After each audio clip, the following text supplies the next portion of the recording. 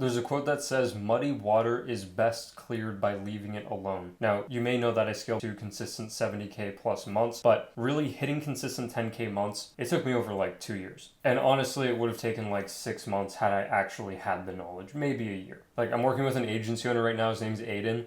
This dude never ran an agency in his life. First 20 days, 0 sales. Following 30 days, 8K in revenue. My first year in business, I averaged $1,500 a month in revenue. My second year averaged less than $3,000 a month. And it was really hard on me mentally because 2 years when you're young feels like a really long time.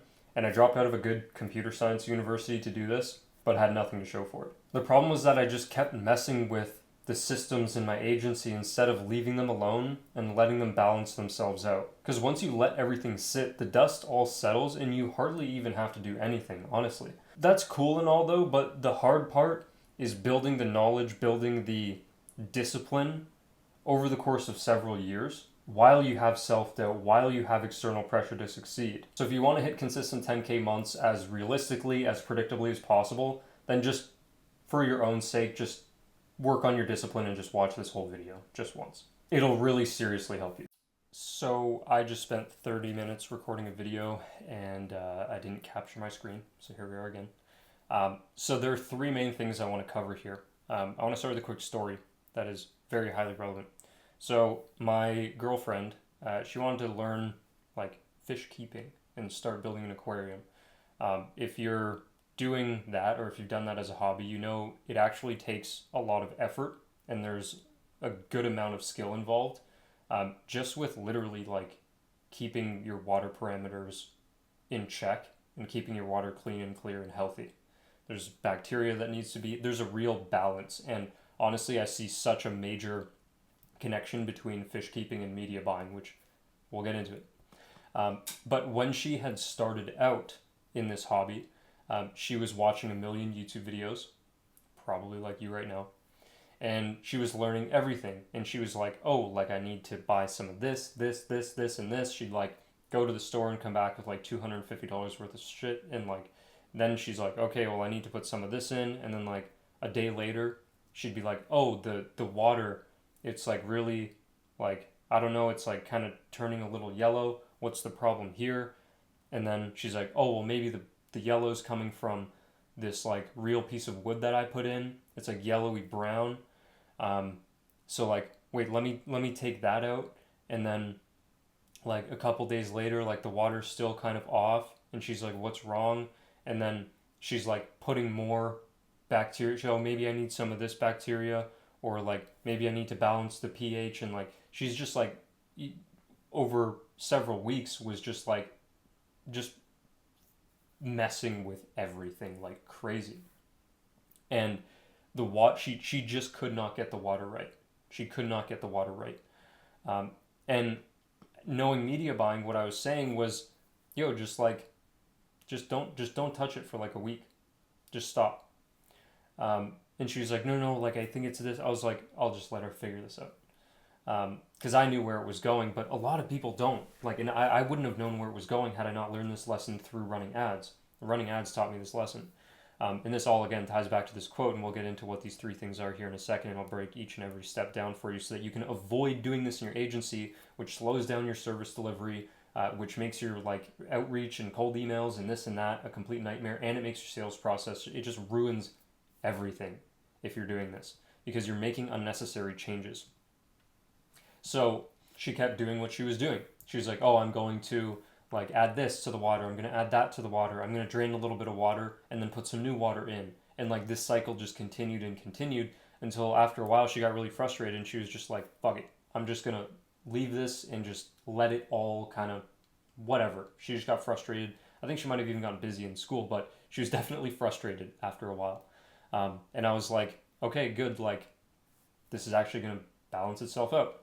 And surely enough, within about 2 weeks, the water was looking really good. And she was like, oh, like my water's looking. I was like, yes, this is what I've been saying. If you just let it settle, let the dust settle, then you can work on this one variable at a time. How many times have you heard or been taught before that, oh, like only change one thing at a time when you're like in the ads manager, for example, right? Or only test one variable at a time. You hear that all over the place. And a lot of people think like, oh, like they ignore these things because they're like, oh, that can't be the secret sauce, whatever. It's like, yes, there is secret sauce aside from that stuff, but that stuff is still 100% true, and there's a reason that you hear so many people saying these kinds of things. Test one variable at a time in your ads manager. Don't test ad copies and creatives and audiences and this and that all at the same time, right? And you can test multiple things at the same time, but you have to be doing it in a testing environment where you know what you're doing. Ideally, not on this like live active campaign that's doing this whole thing already. With that being said, I did this in my agency, and in my service delivery, it made things very scary. I didn't know what was going on. I didn't know why things were happening the way that they were happening. And until I just stepped away for 4 to 7 days from my ads, I didn't realize what was going wrong. So from here, what do we want to do? How do we solve this? That's what I really want to talk about here. That's the problem. How do we solve the problem? So there are 3 parts to this. The first part is emotions.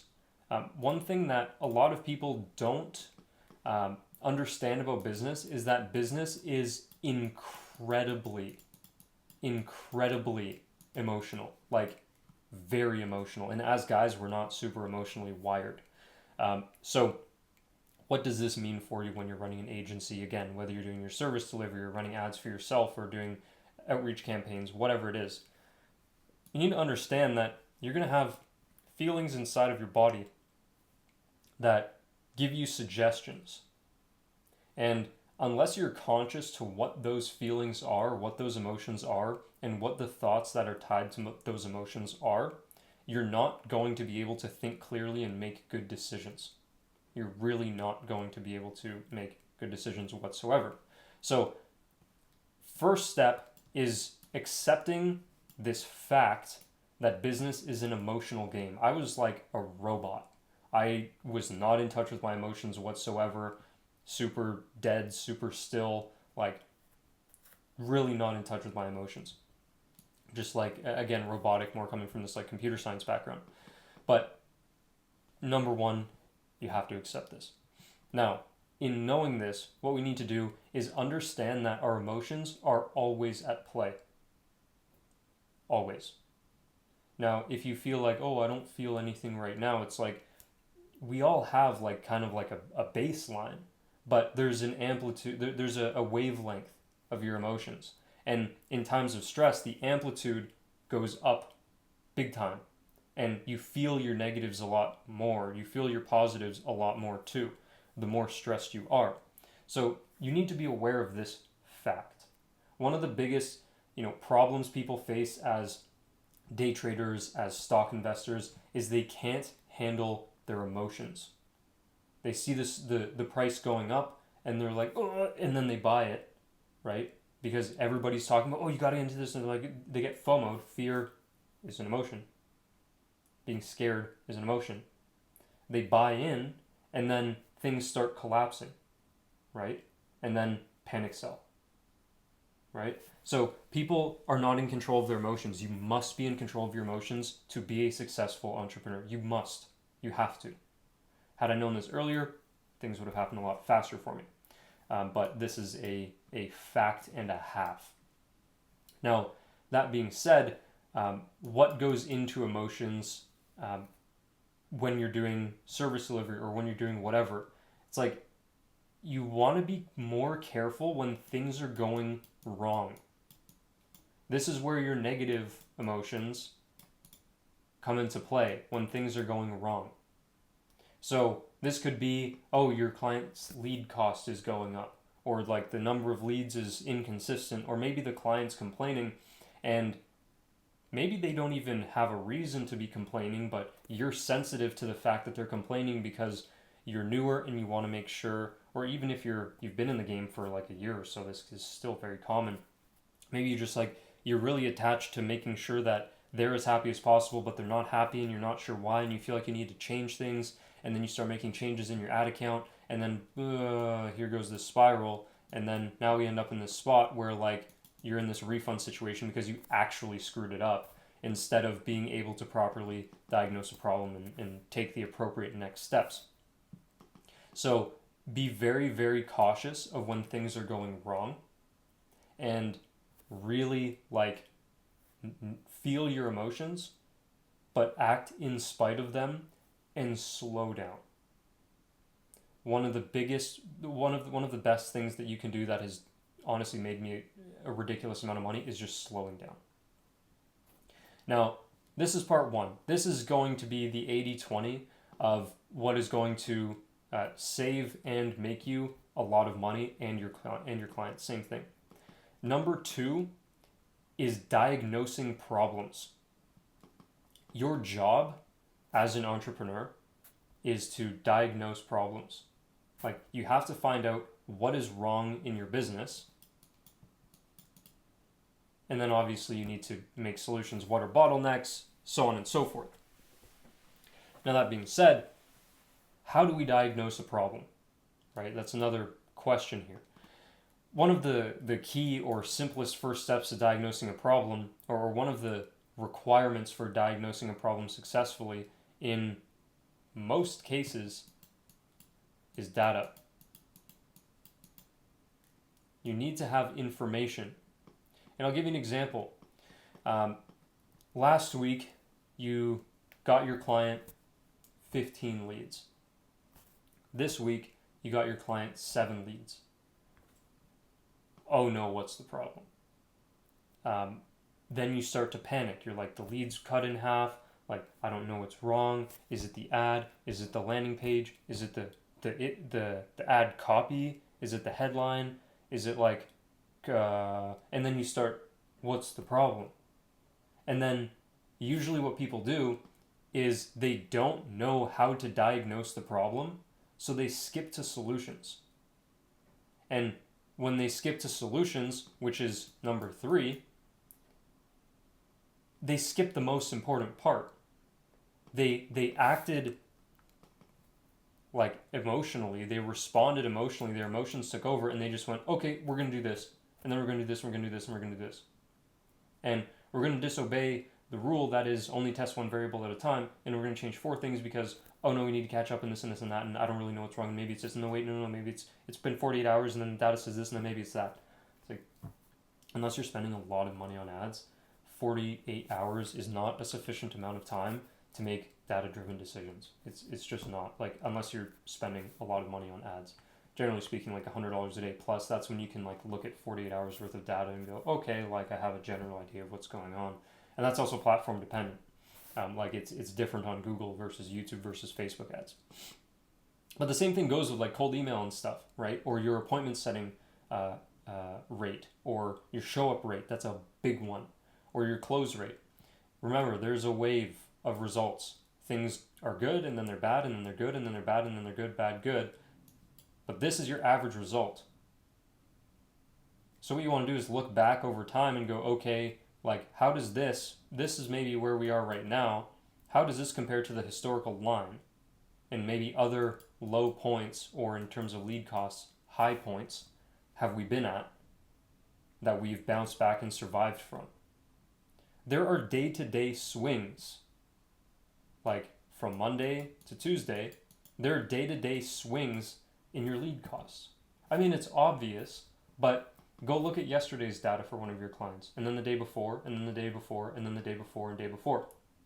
Over the last 5 days, odds are, I mean, it's guaranteed that one of your days had more expensive leads than the rest.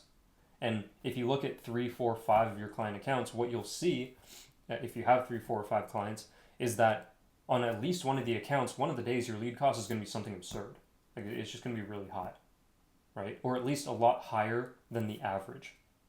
You'll have better days and you'll have worse days, and that's fine. Like that's just how it works. So a lot of people will have this happen, and then either maybe they're not paying attention, and then they start paying attention, and they're like, oh, today everything's wrong. Don't do that. Look at longer periods of data.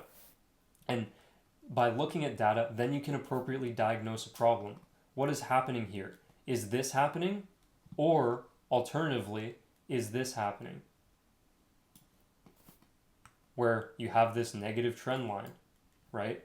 Where instead of being flat, your results are let's say this is the number of leads coming in per day. If this is happening, you have a problem. If this is happening, you don't have a problem. And that's all there is to it.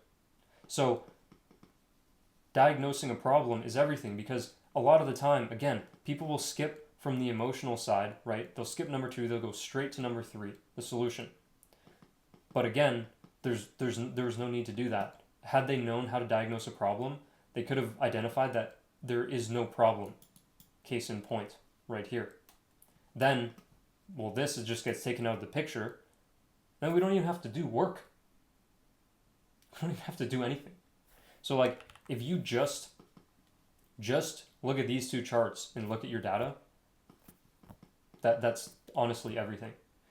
So if we look at solutions, it's like, this is where you can actually solve problems, like have major comebacks, like go to your clients and you know, prove them wrong, prove people around you wrong, that you know what you're doing, and so on and so forth. Once you've diagnosed a problem effectively, then you're able to create an appropriate solution. Oh, maybe the ad creative is fatiguing because your lead cost is or your lead quantity per day is going down, your lead cost going up. Okay, well, now what can we do? Well, let's create a testing strategy for ad creatives, because maybe on another client account, the ad copy is doing well, but the ad creative is something else, right? So it's not this. It's something else. So it's like, okay, well, then clearly the ad copy is not the problem. The creative is the problem. So on this client account, again, let's go and test new creatives, right? With the same ad copy and see, you know, how that goes. And oh, maybe this one's, we got a new winner, cool. And maybe these all failed and they all suck and you turn them off. But now we're able to, in a more controlled way, because we have looked at the data in the right spot, in a more controlled way, what we're able to do is create a proper solution that does the right thing. And what a lot of people do, if we look at a sales example, is show up rates. People will, and those can change on a weekly basis. So, you know, I've had people say, hey, Evan, like my show up rate's 30% this week. I'm like, okay, what was it last week? Oh, it was 75%. Like, okay, well then your show up rate's like in the low 50s. They're like, yeah. I'm like, what's your show up rate over the last like 3 months? 54%. I'm like, yeah, so there's nothing wrong. Like, this just happens. Especially if you're having like 4 calls a week. It's like, dude, you have 4 calls a week, 3 showed up last week and 0 showed up this week. There's like, odds are next week 4 people are going to show up. And it's all just going to balance out. Especially when you're newer, having lower show rates like that is perfectly normal. You can get them up and everything. They're niche dependent, and that's a whole other conversation. Show up rates are kind of a deep conversation. But what I'm saying here is a lot of people, they don't look at the data. They don't look at this right here. They fail to make appropriate decisions, or they don't even diagnose properly. And then they skip to solutions. Your job as an entrepreneur, I'll say this again, is to regulate your emotions, diagnose problems in a calm manner, and create solutions in a calm manner. And when you don't do that, you end up with muddy water. And when you have muddy water, the best thing that you can possibly do is leave it alone for 4, 7, 14 days, depending on the part of your business. If it's in your client's ad account and they're spending $20 a day, leave it for 4 to 7 days. If it's your show rate, leave it for 2 weeks. Just let it go. Look at the numbers and see what happens. If things balance out, great. If you find that this is happening, now you can go, okay, what do we think is the problem here? Then let's go here. Because I have to say this again. Being hasty about this and skipping this step will create more problems than letting this happen will create. The result of you getting to this point here is nowhere near as bad as you skipping to the solution stage and just doing some dumb shit. Because you're going to create 5 different creatives, and then you're going to create new ad copies, and then you're going to kill stuff that was like working before, and then you're going to be doing something completely brand new, and this and that and the other. And now, like, what the hell are we doing? Like we've strayed so far away from what was working before. And had we just taken the extra moment, acknowledged our emotions, taken the extra moment to look at the data and understand what was going on, and potentially just wait if we've screwed ourselves already, then we can make an appropriate decision. So if you find yourself in ad accounts clueless, being like, what do I do, and starting to freak out and everything, leave it alone for a little while. Again, same with your show rate, same with your close rate. Right? Same is true with your close rate. Same could be true with the amount of people picking up the phone on your intro calls, or the people, going from lead to demo call, or intro call to demo call, or sales call, whatever you want to call it. Just emotions first, diagnosis second, solution third. If you've already created muddy water and you're not following this framework, leave it alone for a little bit, and then you can then you can diagnose the problem better. Then you can come up with a solution. If you want more of this type of stuff on a way deeper level, and just a lot more of it in general, I did create a private scaling group for agency owners. There's a link in the description if you're curious about that. I don't really care if you do it. It's totally up to you. But I know some people are really interested in that. Otherwise, if you found this video valuable, go to my channel, watch my other stuff. And if you don't want to do that, you can just click whatever's popping up on screen here, the video, and I will see you there.